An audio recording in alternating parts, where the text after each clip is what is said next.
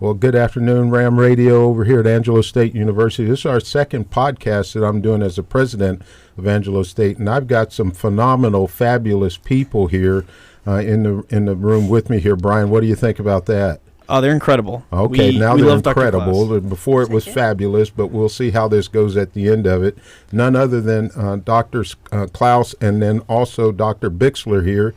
Why don't you all tell me what you all do? I mean, I kind of sort of know, but let the audience know what it is that you do here at Angelo State University. We'll start with you, Dr. Clouse. Okay, I'm Scarlet Clouse. I'm the Dean of the College of Education, and I'm also the Director of the Bailey Hutchison Institute. Okay, all right. And yourself? I'm David Bixler. I'm the Dean of Graduate Studies and Research, and I am the Director of the Innovation Hub. Okay, and then I think also, Dr. Bixler, you're going to take on another role here in another couple of months. Is that not true? That is correct. In a couple of months, I will be stepping in as Interim Provost. Interim Provost. Will you still stay as the Dean of the college? Yes, sir. I will stay as Dean of Graduate Studies and Research. Okay, so it's going to have not only some big shoes to fill, but big jobs as well to make sure keep going on here. The reason I've got the two people, the fabulous and what'd you call them there, Brian? Incredible. Incredible people here at Angelo State here on this podcast is because of some of the things you're doing, not necessarily in the particular roles that you have as the Dean of the College of Education or you as the Dean of Graduate Studies, but more importantly what you're doing with the Bailey Hutchison Center and then also with the Innovation Hub as well. Talk about that for just a moment if you could. Either one of you can go first if you want, and just tell a little bit about what does that mean? You being the director of the Bailey Hutchison Institute, Dr. Clouse, what does that mean? Well, the Bailey Hutchison Institute has kind of it's been reorganized and overhauled with a new mission. Okay. That mission includes taking a really broad look at all the things that we're doing across campus, okay, how we synchronize those efforts, how we bring people together, and really the word I keep saying is innovate, how we are moving innovation forward through collaboration, resource sharing, and sometimes just getting to know what one side of the campus is doing and the other side of the campus is doing. So really, KBHI is just bringing people together and synchronizing efforts. Okay, and when you say bringing one side of the campus to the other side of the campus, so you mean east and west, north and south? What do you mean by that? All of the above. All of the above. I think sometimes we, especially when we start getting into conversations where we're talking about innovation and we talk about, I know we're going to get into that later, but AI, I think it's very common for people to think, especially people in the arts and people in other areas, to think, well, that doesn't really affect me, or maybe they feel like they're left out of the conversation or the action. So really, in KBHI, we are trying to send the message, especially through things like our innovation focus groups that we have, that it is come one, come all, bring your audacious ideas, without solutions, with solutions. That's part of the innovative process. And so trying to build a culture that nobody feels excluded. Okay, great. great. And that's really what we're doing. We're having great success with it too. All right, so it's already started, but you're really getting ready to expand upon it, I take. Correct. What you're saying there. How about yourself, Dr. Bixler? What are you doing with this Innovation and Research Hub? So within the, kind of work with the KBHI, Scarlett and I work very closely together. The Innovation Hub is a place for students and faculty, staff, anyone who wants to sort of get involved and tackle. Sometimes it's problems, sometimes it's just ideas. There's different. Some people have ideas. They're like, I think that I could create this, this product or this podcast or things like that. This website that could make a difference in the world. And then other things, we look around us and we see, this is West Texas. Maybe we have a water problem. Maybe we have an energy concern or something like that. Tackling those problems, just getting people together who are interested in thinking beyond the box. Okay. And that, one of the activities that we've built out of the Innovation Hub is the hackathon. What do you mean, trying to hack into somebody's computer or something? No, this is life hacks. Okay, what are you talking about? So a hackathon. I'm a little old here. Help me out. These days, the hackathon idea means tackling a problem. Okay. Tackling a problem that may not even really have a single solution, may not have a solution at all, but just getting people together who are from different backgrounds and saying, let's try to solve this problem, or let's at least try to make it better. So do those come from the innovation discussions that you're having, or is it a combination of both, or possibly not? How this innovation group that you get together with Dr. Clouse, is there any type of thing that you would say, well, if we fail at this is not good? What do you mean by having these group meetings and all? The group meetings, like I said, they bring people together. And that old saying that I think maybe we've all heard is, we have some leaders that say, don't bring me a problem if you don't bring me a solution. Yeah. And that drives me crazy personally, because as a problem solver, I think we should be bring your problems. Bring the problems. Bring the problems, bring the challenges, and let's get the creative, innovative, intelligent minds together, and let's work towards a solution. There are some problems in which we are not equipped to provide a solution, but it's the process. Yeah, it's the right, collaborative okay. process, that maturation towards that solution, that's where the magic happens. And it's crazy because we'll go down one way and we'll think, we're going to solve this problem, we're going to find a solution. And we bob and weave, and we're like, wow, that really wasn't the problem after all. Right. We've just solved it by the journey of it. Okay. And so that's a lot of the thinking, just organic thinking that's coming out of these meetings. They're very powerful. Who's the we? Are they students involved in this as well, or is it just the faculty and staff? What do you mean by we? So primarily right now we have staff, we have faculty. Again, if someone sends me an invite or an email and says, "What is this thing you're talking about?" I'm like, "Come join us. We'll send you the invite." Unfortunately, faculty have a harder time getting there just because they're teaching class and everything. Yeah, right. So that's a consideration moving forward, because faculty voice is huge in this, and we need that representation. So we want to do a better, more intentional job of getting faculty integrated into this. But the second best thing is having the deans and the department chairs there. So they, grab the information and the ideas, and they bring them to this group, and then we act on them. Okay. Students are not coming to our innovation focus group, but fear not. We have, but wait, there's more. There's more. We have started a student innovation focus group. Okay. It's led by Mr. Brent Hyatt, who's in the KBHI, and the students get together once a month. We're starting to feed them, and so they are very happy, but they are coming together in this new concept of student-led innovation.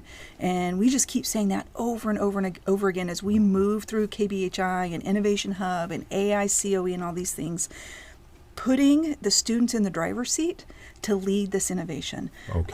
And so that's what that forum is for, the Student Innovation Focus Group. Shameless plug. Okay.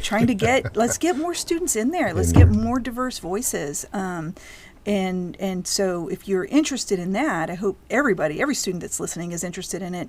Shoot me an email and let's get you on those calendar invites. What would be the email? How do they get in touch with you, if you will? Is it just you? You said Brent. What's his name? Brent Hyatt. Mm-hmm. Okay. I would definitely suggest reaching out to Brent Hyatt, BRENT.HYATT @angelo.edu. Okay. He doesn't know that I just gave him a big shout out here. Yeah. So he's amazing. He connects with the students, and they've already made really good progress in innovating and forming solutions to an identified problem. All right. Well, you talked about that hackathon or whatever it is that you called it, but do the students work inside that, or is that just for faculty and staff? What's the hackathon all about? That's been just for students thus far. So we have teams of 3 or 4 students, and we require them to be different majors, at least a couple of different majors represented, and then we present them with a problem the day of the presentation. So 8 a.m., that's the first time they know what they're trying to solve. Okay. And then at 5 p.m., they're doing presentations. Wow. So they have just that short amount of time. Period of time. So you give them a problem that's, if you will, that's under pressure of sorts, and they've got to start looking at it that way. Yes. And that, how do you determine the quote-unquote winner? Or is there a winner? How does that go? There is a panel of judges. Okay. And those are experts in the field, whatever topic we end up choosing. We try to find some people who know a little bit about it. And then they judge the students on their idea, their solution, and then their presentation. So I take it now, you said you had a couple of these. The students know about it, but you're coming up with a new one here in the very near future, or have you even planned that out yet? We are coming up with more ideas. We have a lot of ideas, Okay. a lot of problems to solve, a lot Yeah. of questions we can throw out there. And we probably have more ideas than we have time to do hackathons. Well, that's a good deal then. We've also thought about we're going to do one with the faculty. So Oh, no. put faculty together and say, y'all try to be That's as good called as the chaos, students. man, when you get there. Okay. Well, we'll see if they can do as well as the students do, because the All students right. are incredibly creative. Okay, there used to be this show on TV. Are you as smart as the fifth grader or something like that? Is that what you're Yes. trying to see? Okay, we'll see how that We'll see turns how the out faculty then. do. Yeah, I bet you don't get any callers. I can tell you that right now. You use this term AICOE, Dr. Clouse. What do you mean by that? So ASU has been the proud recipient of some funds to stand up an AI Center of Excellence. Okay. And so it's new. We're laying the groundwork and building the foundation of this AICOE. It could not come at a more exciting time in our world. Okay. This like really quickly moving realm of artificial intelligence. But I also like to kind of reframe it too, because we get the questions all the time. What is this AICOE? Yeah. And so when we talk about the AICOE, we try to reframe it as this is a center of innovation. Okay. It's Here we not go to innovation again. correct. Here we Okay. go with innovation again. And shameless plug for College of Education. We were innovators before innovative was cool. You can see yeah, my right. tagline: Okay. educate, innovate, inspire. and inspire. Okay. So just so you know, innovate, I think, is such a cool concept, and I'm so glad it's kind of getting its day in the presses right now. Because it's the practitioners, it's the day that the practitioner of invention can actually start moving that from concept to application, from practical application. Okay. So when we focus on innovation and not necessarily hyper-focus on AI, the roles change, the focus changes. So when we work with students on things like working with the end in mind, let's identify a problem, let's work towards a solution. When we work that way and we innovate, then we can decide what tools make most sense on that journey. Okay. AI right now is the biggest, most prevalent, most productive tool. So it's kind of shifting that narrative into saying we have AI, how do we make it fit? Right. Shifting that to say we want to innovate. How does we AI use? or Okay. does AI fit Right. into what we're Right. doing? Okay. And so that's what the AICOE is. It's so much more than that too. But that's really, we're starting that foundational piece with let's really define what the mission is over there in the AICOE. Okay. One of the things I've spoken to people when they talk about AI and the fear of AI taking over things such as the world and the like. My thought is to them, and my comment to them is that AI is not going to take over things or replace people. People that know things about AI are going to be the ones that do. Would you agree with that type of a statement right there? I have heard that from every AI industry professional, which I am not, Okay. AI professional and AI leader. I do listen a lot. Okay. And what I hear repeatedly is we are not anywhere near the point that anybody should be fearful that AI is going to take over the world or take over our jobs. Right. But the practical and realistic part of it is we are at a point to where it is every one of our responsibilities to make sure that in alignment with your mission of ASU, is that we are turning out students who are proficient and responsible consumers of AI. We would be missing a golden opportunity if we didn't take that charge seriously. One of the things, I'll just open it up again for comments. The three of us went to the other ASU, and we're not talking about Alabama State, but we're talking about Arizona State, and they've got a very progressive and aggressive AI program there at Arizona State University. And one of the things that I recall seeing there was a lot of that was student-led or student-focused on.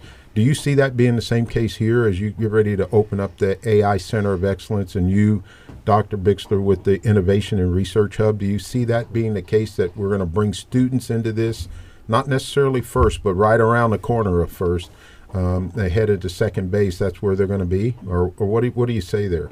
Well, I think definitely that, our mission focuses on students. Students, and right. We want to turn out students with the skills to have an impact on the modern world.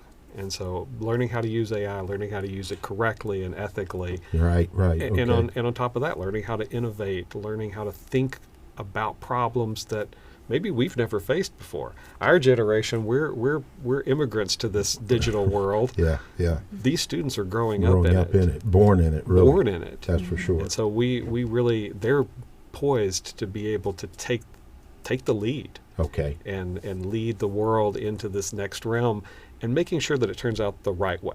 All right. That not a fearful, scary AI is this taking over everything, but how do we make this tool make our world better? How are these things going to help our community? I mean, the students are important. Don't get me wrong.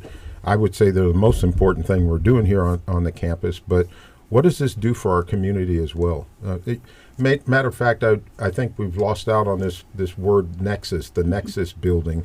What's going on there? What are you guys doing behind those brick walls there? So exciting. I'm glad you asked about the Nexus building. Thank you for asking. Yeah. My role kind of in the Nexus building and building that out, especially with the AI COE, you talked a little bit, and Dr. Bixler did a great job of explaining the role of the students. And from my perspective, building out the AI COE is it's something kind of disruptive. Okay. It Right. is a change in my mind. When I think about this, I think of an inverted pyramid, the relationship between students and faculty. Mm-hmm. So, the traditional model is you've got you've got faculty up here, and you have students at the bottom, and faculty have their office hours, and they say, come to me during these hours and let me help you. Let's work through these. Our faculty are amazing at supporting students in that model. But what if we flip that model, and the students are at the top, and the faculty and the staff, we meet students where they are. Right. So if we're over in the Nexus building, that means students are innovating. They're working with industry partners. We're doing all the things with the collaboration and the co-working spaces we're building over there. And that's intentional spaces for faculty and staff to go to the Nexus and meet students where they are most productive and where they are working. Right. So I think it's incredibly student-focused and student-led. We want to build out a building over there where students feel empowered to create, to innovate, to collaborate. I'm using a lot of verbs here. Okay. All right. But just, spaces where they feel comfortable and productive and creative. Okay.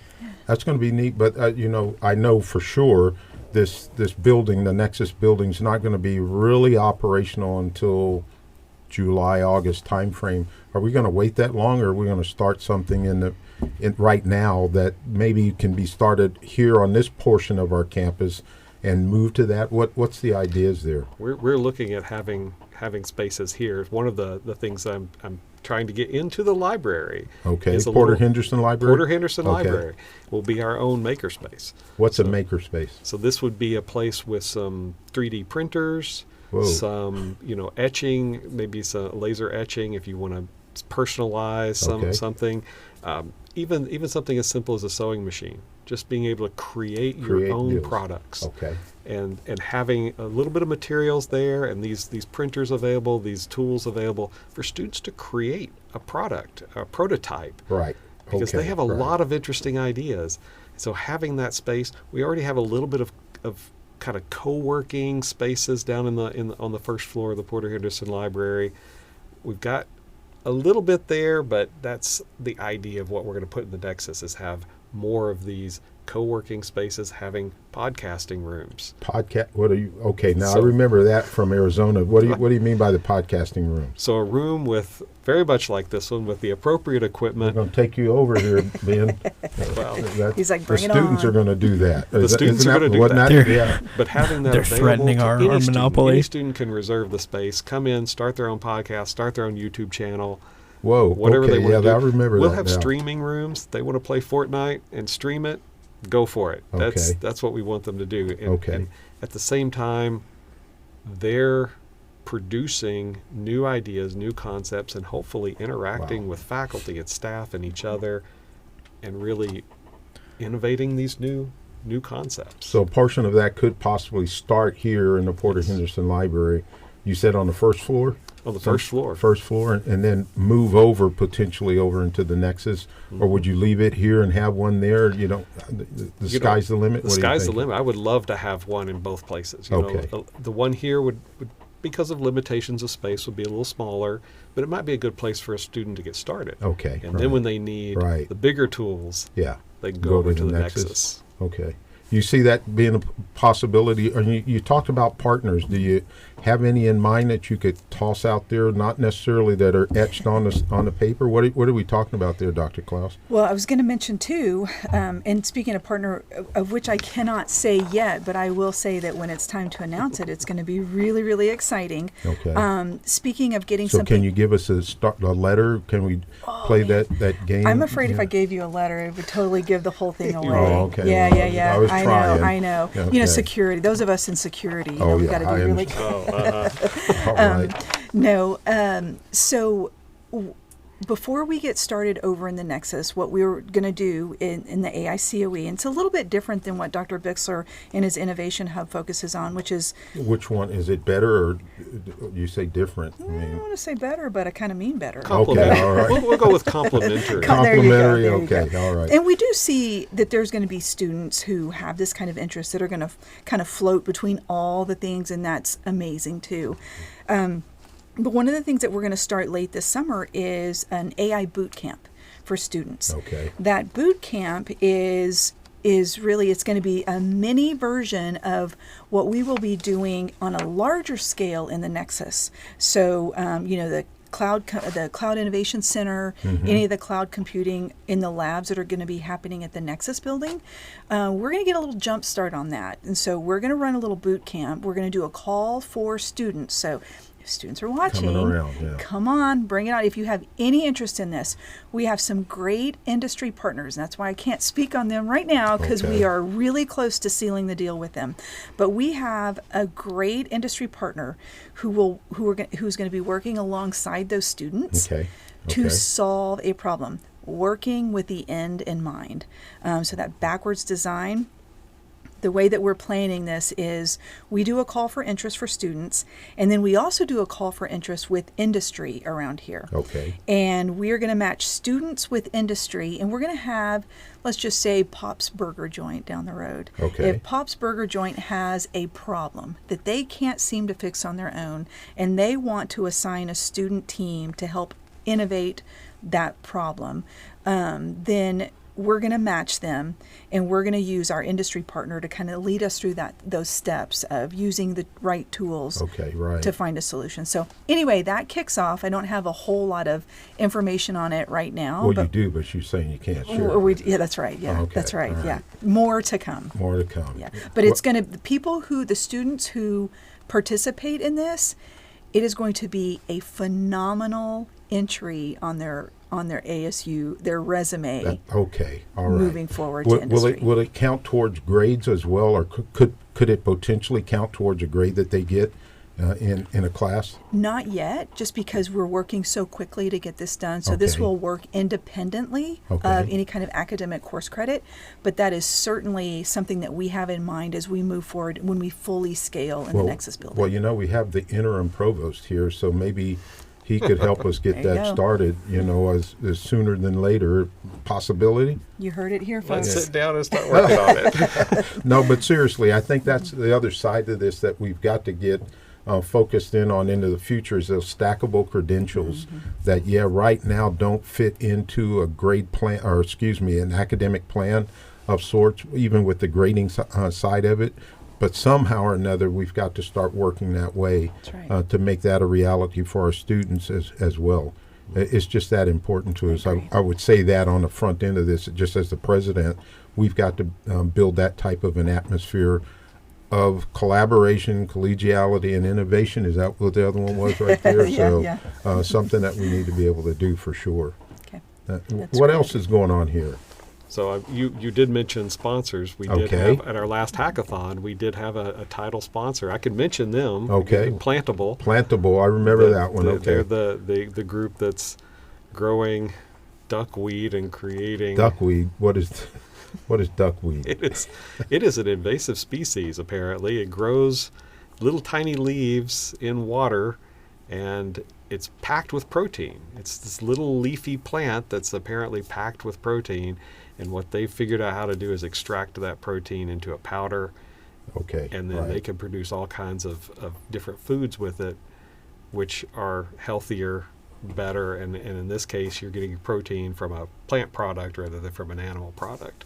So as a partner, and it's plantable, are you looking for more partners like that to Yes. to come in and be a part of the hackathons, and or with the Innovation Hub as well? How does that work? Absolutely. We're looking for partners to come in and help us. I mean, if they have a problem they need solved, then they can come in and we can pose that as a hackathon problem, or they can work independently with one of our student groups, possibly even with one of our other consultants helping our students. There's also ones who might come in and want to help solve the problems Okay, right. for some of the other groups. Right. So we're looking all the time for, companies, industries, sponsors who have an interest in trying to develop something new, a new idea. Okay, well, I know you work closely with Dr. Clouse. Would you know some of these partners that she's not letting up on, that you'd be willing to at least, this is Wheel of Fortune. Give us a C or, I can tell you this much. In at least one of their names, there is a vowel. Okay. Can I buy the O? Can I buy the O? Would that work? How much are you offering? That's true. Yeah, buy the whole thing and get the whole thing yourself. Okay. Well, you mentioned our mission, and we do have a mission here at Angelo State, and that's to produce graduates that can go anywhere in the world and be competitive, not just exist, but be competitive. And it sounds like what you're talking about already doing, and the vision for where you're taking us in the future fits into that, and giving them the opportunity to come in here, be AI ready and be workforce ready when they get ready to leave. That sounds like really what this comes down to being and fitting in that mission that we do have. And more importantly, when you really recognize our vision statement is to be an innovative university by the end of this decade. And I think we're already, quote unquote, there. These disruptive technologies such as AI are going to help us get there, quote unquote, even faster. So I appreciate what you all are doing here at Angelo State University and how it is that you've pulled us together. But before you get ready to go, do you have any last thoughts that you might want to share, be willing to share with us? Sort of like who some of these partners are. Any last thoughts, though? No real last thoughts other than this is just a really exciting time. Okay, right. I don't think that anybody on this campus should be shy or should shy away from any kind of opportunities to learn more about this. None of us are AI experts. We're all learning it as we go, and we're paying attention and we're listening. And but I think the more voices, the better. All right. So I just encourage people to get involved. All right. I would also encourage, that this is faculty, students, staff. Keep in mind that innovation is messy. You're gonna go down a lot of dead ends before you find a path to a possible solution. I mean, how many light bulbs did Edison fail before he found one that worked? I hear you. So I think we need to keep in mind that these things are not always straight lines. Well, the other side of that is failing forward is a good thing some of the time. Yes, it is. And we'll let you know when you can't fail at it. And this isn't a time for that right there. Speaking of can't fail at some times, I think I've heard something from Ram Radio and the like. They've been doing a lot of great things here. And Brian, it is Brian, isn't it? Yes, that's my name. I learned that that from the first time. So yeah. You should give me an apple or something for coming up with that. But there are a lot of great accomplishments that have come out of here. Can you list some of those for us? Absolutely. So obviously we have this show. We're incredibly proud of being able to get you and faculty in here and talk and be able to kind of show the student body what you guys do. And we'll give you $10 for that one, Brian. But what else have you done here? I appreciate it. We have obviously we have shows that aren't this one. So we have Obviously, I'm personal to my own show, Tales from Davy Jones' Locker. If you like boats and ships, go watch it, please. Please. But we also have, obviously, this show. We have a show called Adulting with our other producer, Riley, and one of our DJs. Where's Riley at? Where? He's this guy. Oh, okay. All right. Yeah, you can't see or hear him. He's a mystery. Okay. We have Adulting with him. We have, obviously, my show. We have the College of Arts and Humanities podcast, which is where us at the radio station, we go talk to professors in the College of Arts and Humanities. So I'm really proud of our first episode with Mrs. Scott from here in the comm department. What she's doing is just life-changing for a lot of people. It's incredible. It's a great act of charity. And I was really proud to be able to highlight that. And we also have one of our DJs here, Clayton, is a member of the track team here in Angelo State. Okay. And so he has his show is called Big Play Clay. He talks to other track athletes. All right. Well, didn't he win some type of competition? Wasn't he on the 4x4 relay team or something? I want to say, I know he's on 4x4. I think they did pretty well at their last tournament. Pretty well. I think they won the thing. Yeah, I'm going to be honest, I don't keep up very much with track. I mostly hear about it from him, and he said they did good. Okay. All right. But a little bit of shameless self-promotion for the rest of the comm department. Okay. Particularly student-run media. They went to TIPA this year, which is the Texas Intercollegiate Press Association. Okay. So it's where all the student media departments from all the universities across the state go and they compete. And student-run media here had a lot of first places. So we had a first place in editorial writing. We had a first place in live PR release writing. And we had a number of second and third places as well. Okay. So obviously we're very proud to highlight those people. I believe it was first place was Jacob Flint from Rampage and Serena Reese for PR writing. And we had JJ over from Ram TV win for live news photo as well. So we're really happy to kind of highlight student-run media here and sort of help strengthen our position in the department. It's always a pleasure to do that for me. Well, congratulations to y'all. Thank That's you. Fantastic. That's wonderful. Hearing about that. If Yes, I sir. recall right, there was a single-digit award winning last year, and now you're in double digits Yes, sir. recognition. That's phenomenal in and of itself. Yeah. Well, So I think congratulations to you.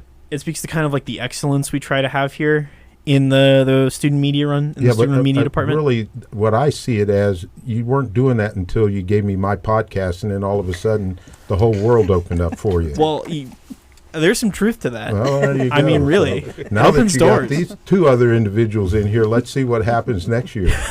Can we go into double digits, if you will? Yeah. I mean, in the 20s and 30s. Just take over the world is how you see that going on. If I had it my way, we would. Okay, well, If I could run all the media on the planet, I would. all honestly. right. Well, we'll look forward to seeing how that turns out, and congratulations Thank you. to all of those who have recognized, whether it's they won it, honorable mention, however that goes. It's fantastic, the things that you're doing. I appreciate the opportunity that you all give us to be able to share some of the things that are going on at our university, the Angelo State University, and more importantly, the vision for where it is that we want to go. And I do encourage the students to listen up for some of the things that are getting ready to take place. I believe it's going to be revolutionary in many regards as to why you came here to Angelo State and what you're going to be getting out of it. I'm excited about it. So the truly is, the sky is truly the limit right here. So let's take advantage of that. Honestly, before we had sort of the meetings about this episode and before we filmed, I didn't know we even had like a Nexus or like an AI center. I didn't know we were doing it. Yeah.